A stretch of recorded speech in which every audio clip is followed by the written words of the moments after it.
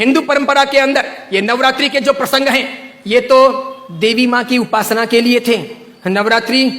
पवित्रतम रात्रियां कही जाती है, पवित्रतम दिन कहे जाते हैं। यह आसो जो चैत्र महीने में आती है, यह साधना के लिए, मंत्र साधनाओं के लिए, ब्रह्मचर्य के लिए, सत्व को प्राप्त करने के लिए, इष्ट की सिद्धि के लिए, अंतरतम की शक्तियों को जगाने के लिए, कुछ अच्छा हासिल करने के लिए होती हैं। समझदार हिंदू और समझदार जैन श्रावक श्राविका और समझदार हिंदू और समझदार जैन साधु संत इन दिनों में साधना में बैठते हैं,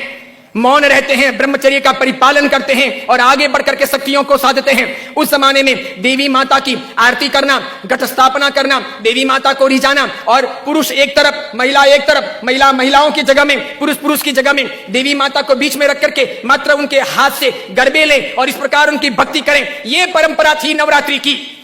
उसके बाद में मात्र गुजराती स्टाइल में डांडिया आए थे, तो बहनें बहनों में खेलती, बीच में देवी मां की स्थापना की जाती, पुरुष में खेलते और इस प्रकार नौरते रखते, नवरात्रि पालते, खान पान का ध्यान रखते। उन दिनों में कोई शराब नहीं पीता, गुटखे नहीं खाता, चाय तक नहीं पीता, व्यसन नहीं करता, अलग अलग शयन करते, पति पत्नी अलग अलग रहते, ब्रह्मचर्य की साधना करते, संपर्क नहीं करते, शुद्धता प्राप्त करते और इतने सारे भोग विलास की जिंदगी के बीच में, इतने सारे विषय वासनाओं के बीच में कोशिश करते कि कुछ दिन पवित्रता के साथ बिताएं, ताकि देवी माताओं के सानिध्य प्राप्त करके हम शक्ति संपन्न बन सके, उनके आशीर्वाद अपनी जिंदगी में फल सकें। गरबे गई, फिर डिस्को आया, नाना प्रकार के धुनें आई, नाना प्रकार के गायक आए, कई कंपनियां, कई संस्थाएं इसमें कूदी, कई सारे लोगों ने धन कमाना शुरू किया, छोटे बड़े ये डांडियों के अलग अलग कार्यक्रम होने लगे, सब लोग ललचाने लगे। देवी मां एक तरफ रह गई, देवी की साधना एक तरफ रह गई, नवरात्रि की पवित्रता एक तरफ रह गई, घट स्थापना एक तरफ रह गई, गरबे लेने का भाव एक तरफ रह गया, आरती और देवी मां को रिझाना, मातृ शक्तियों को प्रेरित करना, ये सब एक तरफ रह गया। आज डांडिये खेलने वालों में से किसको पता है कि साधना क्या है, ब्रह्मचर्य क्या है, ये क्यों है नवरात्रि, इसका हेतु क्या था, इसका रीजन क्या था, ये क्यों खेलनी चाहिए या नहीं खेलनी चाहिए, तो क्यों नहीं खेलनी चाहिए। मेरा ही नहीं, भारत के कई सारे अखबारों का, कई सारे समाजविदों का,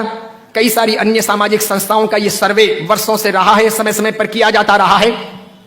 कि नवरात्रि के महीने 2 महीने के बाद में जितने गर्भपात होते हैं, उतने गर्भपात बाकी के 11 महीने में नहीं होते।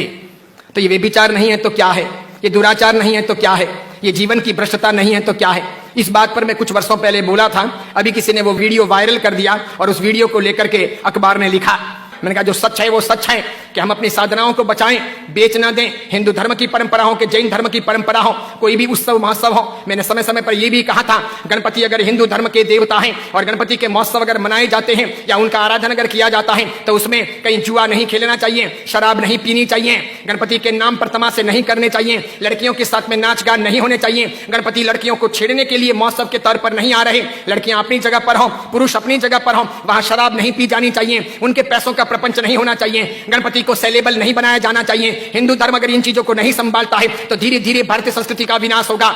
सिखों ने अपनी धर्म परंपराओं को संभाला है, मुसलमानों ने अपनी धर्म परंपराओं को संभाला है, ईसाइयों ने अपनी धर्म परंपराओं को संभाला है। उनके जो ओकेशन होते हैं वो दूसरों को इंटरफियर करने नहीं देते,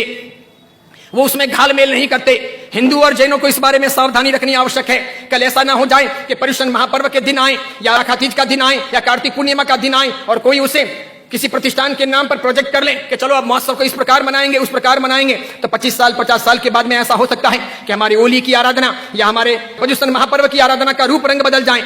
जैसे मैंने नहीं कहा था कि मात्र संगीतकारों को बुला करके हम 9 दिन की भक्ति रख लें, सुबह भी भक्ति, रात को भी भक्ति, ठीक है, और इस प्रकार पर्युषण आगे बढ़ जाए और अच्छी खासी संख्या के अंदर वे आधुनिक संगीतकार आधुनिक धुनों पर बहुत गाएं और नौजवान लड़के लड़कियों को मजा आ जाए, सब वहीं पर जाएं। तो 10 साल 15 साल तक अगर ऐसा चले तो आज एक ने किया, कल दूसरा करेगा, परसों तीसरा करेगा, अब चौथा करेगा, धीरे धीरे साधुओं के व्याख्यान में कोई नहीं जाएगा, पर्युषण महापर्व के प्रवचन एक तरफ रह जाएंगे, कल्पसूत्र जी हवा खाते रह जाएंगे और पर्युषण का रूप बदल जाएगा। ये नहीं हो सकता, ये नहीं किया जाना चाहिए। मैं इसलिए कह रहा हूं कि मेरी जिंदगी तो बहुत छोटी है, मैं तो कल दुनिया से चला जाऊंगा, लेकिन भगवान के शासन की परंपराएं नहीं मरनी चाहिए, हमें उन्हें जिलानी होगी। हमारे बच्चों को ये पता नहीं, उनको तो क्या है, नाचना गाना कूदना घूमना फिरना अच्छा लगता है, उन्हें सामाजिक प्रतिक्रमण ना अच्छे लगे, बिना पंखों के रहना उन्हें ना अच्छा लगे, लेकिन जरूरी यह है पर्युषण महापर्व की पूरी प्रक्रिया, उसकी साधना की सारी व्यवस्था समझी जानी चाहिए और इसीलिए हर बाबत के अंदर सावधानी आवश्यक है।